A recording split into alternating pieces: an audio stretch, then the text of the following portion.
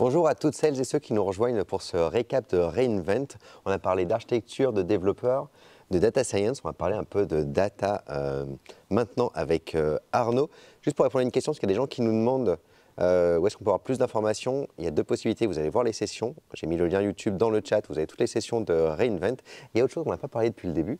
Mais le 4 avril, on a l'AWS Summit à Paris. En effet. Et donc, il y a des sujets qui ont été présentés à Reinvent, qui sont présentés donc, en France à Paris le 4 avril. Je vous mets aussi dans le chat le lien du Summit. Vous pouvez aller voir, vous pouvez déjà vous inscrire d'ailleurs, c'est gratuit.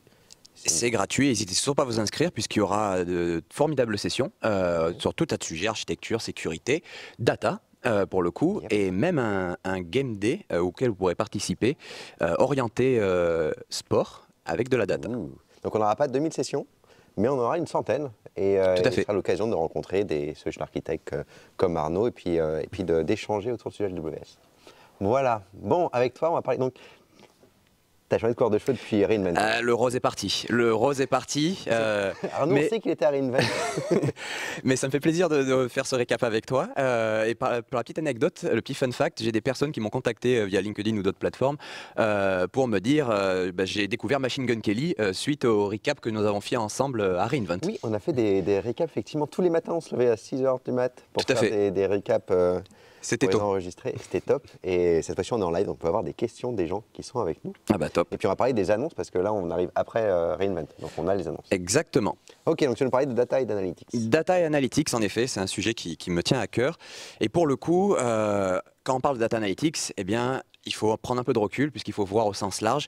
La data analytics, forcément, c'est de la data. La data, qu'est-ce que c'est? Ça peut être des capteurs qui soient au sein d'une voiture, de votre voiture, au sein de votre maison, au sein d'équipements industriels, que sais-je. Ça peut être des bases de données relationnelles, puisque les développeurs ont longtemps utilisé des bases de données relationnelles. François parlait justement des fonctionnalités possibles, notamment avec RDS Blue-Green, pour ceux qui ont pu suivre. Donc on a toutes ces sources de données, donc il n'y a pas de bon ou mauvais choix. On a la possibilité de choisir une base clé-valeur, une base relationnelle, une base orientée time series dans laquelle on va pouvoir stocker cette donnée. On va ensuite justement la traiter, la transformer. Il y a souvent des problèmes de qualité, il faut la raffiner, il faut appliquer une logique métier, donc on va faire du développement également dans la data. Et une fois ce travail fait, eh bien, elle va pouvoir être mise à disposition. Pour être mise à disposition pour deux moyens. Tiffany a parlé juste avant de la partie machine learning et data science, et c'est là où on pourra faire un usage pour entraîner des modèles X, Y, Z, ou encore de l'analytics plus traditionnel, comme les clients ont aussi l'habitude de faire. Tout ça, c'est bien beau, mais il faut faire une gouvernance. Il faut le gouverner à l'échelle, ça peut être dur, ça peut être compliqué, et là j'ai envie de faire cocorico, ou que comme disent nos amis anglais. Et en ce sens, j'ai envie de rappeler que, et je vous invite à aller la regarder, Engie, lors de la keynote d'Adam Selipsky durant Reinvent 2022, Engie a partagé son cas d'usage autour de ce qu'ils appellent le Common Data Hub, donc qui est une plateforme de la donnée dans laquelle l'ensemble des entités d'Engie, que ce soit des filiales, des line of business, des partenaires, sont en mesure de venir consommer cette donnée. Et donc, c'était la première fois qu'on avait un client sur la keynote d'ouverture d'Adam Selipsky. Donc c'est vraiment, là-dessus, il faut en être fier, d'une part. Et d'autre part, ça introduit justement un service qui, moi, est mon annonce préférée dans les services AWS qui ont été annoncés à Reinvent. C'est Amazon Data Zone. Alors tu dois te dire, je pense, Olivier, pourquoi est-ce ton service préféré? Exactement, on est bien d'accord. Amazon Data Zone, justement, repose sur le concept de ce qu'on appelle le data mesh. C'est-à-dire que d'un côté, on va avoir ce qu'on appelle data producers, qui vont produire de la donnée, et de l'autre, des consommateurs de cette même donnée, afin de tout simplement découpler. J'ai trop vu par le passé pour avoir, dans ma vie passée, fait de la data et construit ce qu'on appelle data warehouse avec des schémas en étoiles, en flocons, avec une équipe centralisée de data qui gérait, qu'à l'échelle, ça ne peut pas suivre et ce n'est pas possible. Et DataZone va apporter cette capacité de découpler, dans un sens où, imaginons que je dispose d'une entreprise qui produit des biens, mais qui, pour concevoir ces biens, s'appuie sur des données, par exemple, imaginons que j'ai une écurie de course et qui s'appuie sur des données de course pour améliorer le produit final. Donc on peut imaginer une automobile, on peut imaginer des pneus, que sais-je. Comment? Des chevaux. Des chevaux, tout à fait. Je vais pouvoir, en tant qu'équipe de course, par exemple, de chevaux, je vais pouvoir récolter ma donnée, la transformer, la stocker dans un système X, Y, Z, qu'importe, j'en suis responsable. Et derrière, je vais l'exposer au travers d'un catalogue métier dans lequel vous allez aussi définir tout ce qui est glossaire, taxonomie, à l'ensemble de votre organisation. Donc, l'écurie de chevaux va permettre à l'entreprise peut-être plus corporate, au groupe, de pouvoir utiliser ces données, les enrichir et éventuellement devenir producteur à son tour de données. Donc on découple et on donne la capacité aux équipes d'être autonomes et indépendantes à ce niveau-là. Donc c'est vraiment quelque chose de novateur et qui permet vraiment d'aller à l'échelle sur les usages de la data sur AWS. Le bon outil pour le bon cas d'usage, j'ai envie de dire. À présent, si on bascule un peu plus dans la partie analytics, il y a plusieurs fonctionnalités qui sont très intéressantes pour le coup. La première dont j'aimerais vous parler, c'est Amazon Aurora Zero ETL. Qu'est-ce que c'est? Eh bien, en fin de compte, c'est la possibilité de pouvoir consommer la donnée depuis vos bases de données Aurora directement dans votre data warehouse sur Redshift sans avoir, pour ceux qui ont été présents tout à l'heure, François parlait de Glue. On aime beaucoup la Glue dans la data, puisqu'on a même un service qui s'appelle AWS Glue. Ouais. Mais en l'occurrence, ici, on a souvent des flux qui sont des points à points, qu'il n'y a aucune transformation, aucune valeur ajoutée, aucun nettoyage de la donnée qui est nécessaire. Et avec cette fonctionnalité Zero ETL, eh bien, on va pouvoir tout simplement faire cette intégration en s'assurant que les données sont copiées dans le data warehouse et puissent être consommées. Donc ça permet vraiment de s'appuyer sur les fonctionnalités existantes de Redshift pour récupérer cette donnée et l'avoir à disposition sans faire de flux ETL entre les deux qui serait ni plus ni moins qu'un bottleneck comme on le disait juste avant. J'aime bien, c'est encore finalement ces genres de nouveaux services qui apportent pas une nouvelle fonctionnalité mais qui vont simplifier ce qu'on pouvait déjà faire avec un peu de micmac. Exactement. Une fois pour simplifier. C'est pour simplifier le travail des data engineers, data architectes, même des data scientists qui vont user justement de cette fonctionnalité au sein d'Aurora pour avoir la donnée à disposition dans le data warehouse. Plus simplement qu'avec un ETL. Exactement. Une autre nouveauté qui a été annoncée, qui est AWS Glue Data Quality. Alors peut-être certains d'entre vous derrière l'écran, vous allez me dire, on avait déjà AWS Glue Data Brew qui fait ce travail data quality avec un ensemble de règles qu'on peut faire. C'est vrai. En revanche, pas tout passe par Glue Data Brew, il y a des flux qui passent par AWS Glue directement, l'ETL en tant que tel, le service d'ETL, et c'est la raison pour laquelle on avait de nombreux clients qui nous demandaient à avoir cette possibilité de faire des règles de qualité de données pour s'assurer que ça correspondait à leurs standards et aux besoins métiers sous-jacents avant de faire l'exécution du flux. Et donc, on a réalisé un framework open source qui s'appelle DQ, qui permet de faire ce travail data quality. Et concrètement, lorsque vous développez votre job Glue, que ce soit au travers du code ou au travers du Glue Studio, qui permet de faciliter là encore le travail des data engineers, data architectes et même des développeurs qui font de la data de façon plus large, vous avez la possibilité graphiquement d'ajouter une étape de contrôle qualité et de décider de la suite à donner. Est-ce que le flux continue à s'exécuter ou est-ce que le flux s'arrête? En continuant sur Glue, un nouveau moteur est apparu au sein de AWS Glue, ça s'appelle Ray. Ray, c'est un framework open source qui permet de faire du Python distribué. Je vais lancer un troll vis-à-vis du chat. On sait que Python, oui, est un langage multithreadé, ce n'est pas un langage distribué. Donc quand on en vient à parler de la data, on a des besoins à l'échelle. Et typiquement, une fonctionnalité qui a été présentée par François, qui est Distributed Map for Step Function, c'est quelque chose qui fait totalement sens dans le domaine de la data. Et Ray est un framework qui permet de faire du Python distribué. Donc ça répond pleinement à une demande des développeurs Python. Ok. Et donc c'est super cool pour les gens qui font du Python, malgré ton petit troll. Mais pour ceux qui sont plus familiers avec Spark. Exactement. Quelque chose pour eux? J'ai envie de dire... Alors, certains verront la scène, d'autres pas, mais dans Toy Story et Crédit à Pixar, Buzz l'éclair qui dit ils sont partout. J'ai envie de dire Spark est partout. Et justement, on a fait des annonces en ce sens, en effet. Donc Glue permettait déjà de faire du Spark avec du PySpark pour la partie Python ou en Scala pour ceux qui sont plus à même de faire du Scala en langage fonctionnel.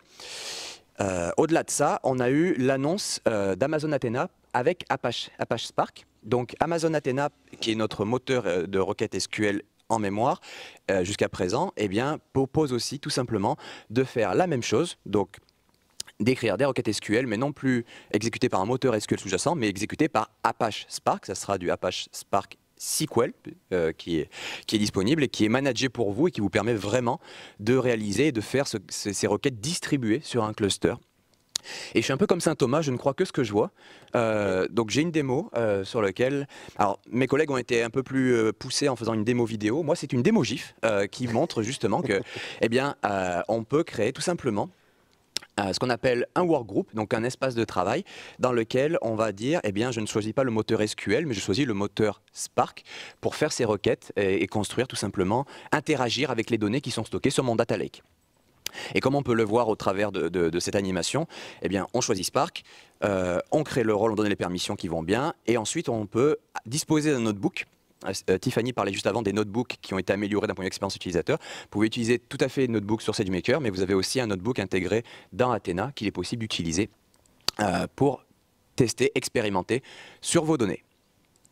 Une autre nouveauté justement qui a été annoncée, qui a été présentée, c'est Redshift, donc notre service de data warehouse, avec une intégration pour Apache Spark. Donc là encore justement une nouveauté. Concrètement, focalisez-vous sur le schéma à gauche de votre écran. Vous voyez que vous avez en fin de compte un connecteur managé Spark au sein du cluster Redshift qui est disponible, que vous pouvez utiliser et qui va vous permettre tout simplement de requêter vos données en Spark sur votre cluster Redshift directement. Donc vous n'avez pas besoin de déplacer vos données, celles-ci restent dans ce cluster Redshift et vous utilisez un cluster Spark sous-jacent avec ce connecteur qui est disponible également pour pouvoir faire l'exécution de votre logique métier tout simplement. Donc là encore, et c'est disponible directement, comme Saint Thomas, je ne crois que ce que je vois, soit sur EMR, eh bien, lorsque vous déployez votre cluster EMR, vous avez Spark et vous aurez le connecteur qui est managé pour l'intégration avec Redshift. Avec AWS Glue, dont on a parlé justement, de la même manière, de façon visuelle, vous voyez qu'on a la source Amazon Redshift, la cible Amazon Redshift. Ou encore en version low-code avec le Glue Studio qui vous permet de façon graphique de faire ces flux et donc de pouvoir concevoir vos flux de données. C'est très intéressant. Sur Amazon Redshift, encore deux points que j'aimerais partager avec nos téléspectateurs.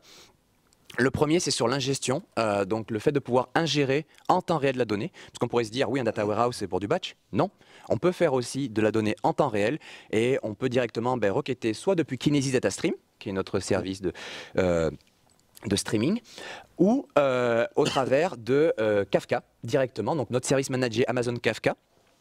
Managed Service Kafka, pardon, MSK, eh bien, que vous pouvez utiliser. Donc si vous avez déjà du Kafka existant, eh bien, vous pouvez vous appuyer dessus pour tout simplement envoyer les données qui sont dans votre topic Kafka directement dans votre data warehouse sur Amazon Redshift. Donc de l'ingestion en temps réel pour de l'analyse en temps réel de vos données. La dernière annonce sur Amazon Redshift, qui est autour tout simplement de la haute disponibilité. Donc le fait de pouvoir déployer des clusters, un cluster Redshift en multi-AZ. Alors attention, c'est avec les nœuds RA3, donc les dernières générations de nœuds. En revanche, on peut faire du multi-AZ et donc s'assurer, et sans aucune perte de données, c'est ça qui moi me bluffe à chaque fois, c'est que les données sont synchronisées en quasi-temps réel et on n'a aucune perte de données entre ces deux zones de disponibilité pour un cluster hautement disponible. Une annonce qui va te plaire, puisque je sais que tu es friand d'OpenSearch. Oui. Amazon OpenSearch Serverless. Oui. On en a parlé d'ailleurs dans le recap qu'on a fait à Reinvent. C'est bien pour ça. Donc vous connaissiez pour, je pense, la plupart, mais pour ceux qui ne connaissaient pas, il y avait donc Amazon OpenSearch, le service managé. Eh bien, on apporte une version supplémentaire avec la version serverless. Concrètement, l'apport de ce serverless, c'est de pouvoir découpler le calcul du stockage, de pouvoir tout simplement laisser le service gérer le scaling des ressources, que ce soit à la hausse ou à la baisse en fonction de vos besoins. Et ça évite aussi, je ne sais pas pour toi, mais moi j'ai trop connu avoir un cluster Elasticsearch précédemment, OpenSearch, avec 3 masternodes, ou peut-être qu'un des fois en production, et éviter avoir les yeux qui saignent, puisque le cluster se met en carafe s'il n'y avait qu'un seul nœud, et s'il y avait 3 nœuds, des fois ça pouvait aussi partir dans les choux. Donc pour le coup, ça vient résoudre un certain nombre de pain points vis-à-vis de la gestion des masternodes. Ok. Vas-y. Il me semble qu'il y avait un fun fact par rapport à OpenSearch Serverless. C'était une question que tu avais, non? Il y a un fun fact. Il y avait un truc avec les préfixes paginated Avec QuickSight? Alors avant de passer à QuickSight, justement, c'était que l'indexation d'un Amazon Open Serverless eh bien, utilise du Amazon S3 sous-jacent. Ok, c'est fun, comme fact. Et enfin, pour terminer sur la partie data, on a fait toutes les étapes. On a fait la database, on a fait la gouvernance, l'ingestion, la transformation, et on arrive sur eh bien, la visualisation avec Amazon QuickSight. Ouais. Donc il y a eu quelques annonces qui ont été faites durant notamment la keynote d'Adam Selipsky, que je vous invite vraiment à visualiser de nouveau. Ou à visualiser pour ceux qui ne l'auraient pas vu. Il y a les Paginated Reports, donc qui permet de paginer tout simplement les rapports, notamment lorsqu'ils sont envoyés par PDF et email. Puisque beaucoup de clients les envoient par PDF et éventuellement les impriment pour faire du suivi et tracer. Eh bien, paginer, ça peut être utile. L'automatisation de la préparation de la donnée, on a des équipes qui, dans la partie BI, vont directement consommer la donnée et la retransformer. Malgré qu'il y ait eu des transformations, ils vont continuer à l'exploiter, à la transformer. Et donc, on a mis à disposition un moteur qui permet de faire cette préparation, cette transformation. QuickSight est un service BI accessible en libre service. En revanche, il y avait un manque un peu au niveau des API. Ces choses faites désormais, on peut exploiter pleinement QuickSight au travers des API. C'était une demande des clients à ce niveau-là. Et la dernière des annonces qui a été faite, c'est que, eh bien, on peut poser d'autres questions à QuickSight. On peut lui demander au niveau d'un forecast, une prédiction, donc qui utilise du machine learning sous-jacent de façon managée. Pourquoi et comment?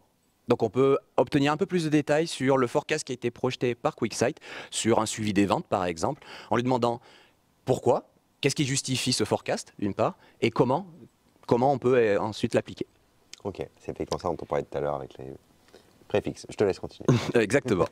Et de la même manière, un GIF animé qui nous montre comment ça fonctionne ces Paginated Reports. Donc on va ça va un peu vite, mais du coup on ouvre un dashboard dans lequel on a un certain nombre de KPI, d'éléments. On va publier ce dashboard pour le mettre à disposition d'utilisateurs. Et une fois publié, eh bien ce dashboard, on va pouvoir tout simplement l'envoyer par email avec le rapport associé en pièce jointe. Et donc du coup, on va pouvoir tout simplement avoir cette pagination qui va être rendue possible. Ok, super. Eh ben, écoute, il y avait beaucoup de choses, pas mal de trucs sur Redshift en l'occurrence. Alors, on n'a pas eu de questions, donc ça devait être super clair. Tout ce que tu as raconté, c'est plutôt bien. Non, le nombre de personnes connectées de Bestpap, mais apparemment, il n'y a pas eu de questions. Juste, j'ai pas voulu te mettre la pression au départ, mais on a ton ex-chef qui disait bonjour dans le chat, donc qui te regardait. Et après, comme ça, tu n'as pas la pression pendant le Bonjour à tous. Voilà, bah, écoute, merci beaucoup Arnaud, en tout cas, pour toutes ces annonces sur tout ce qui est data et analytics. On va faire une courte pause encore une fois. On se retrouve dans une minute avec Mathieu qui va nous parler de sécurité. À tout de suite. À tout de suite.